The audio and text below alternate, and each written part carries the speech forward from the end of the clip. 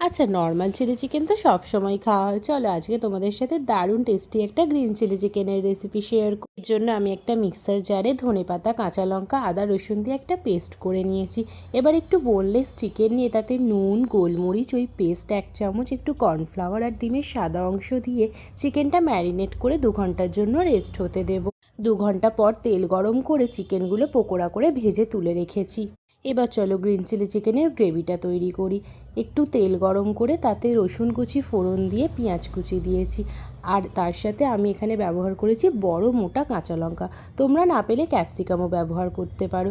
এর মধ্যে একটু গোলমরিচ দিয়ে এবার অন্যদিকে একটা জায়গায় একটু কর্নফ্লাওয়ার, একটু ওই পেস্টটা আর জল দিয়ে গুলে সেই সসটা মিশিয়ে দিয়েছি এর সাথে, দিয়ে খানিকটা নাড়াচাড়া করে আগে থেকে ভেজে রাখা পকোড়াগুলো এর সাথে মিশিয়ে দিলেই আমাদের গ্রিন চিলি চিকেন তৈরি হয়ে যাবে। এই দারুণ স্বাদের গ্রিন চিলি চিকেনটা বাড়িতে একবার অবশ্যই ট্রাই করো, আর আমাকে জানিও তোমাদের কেমন লাগলো আমার এই রেসিপি।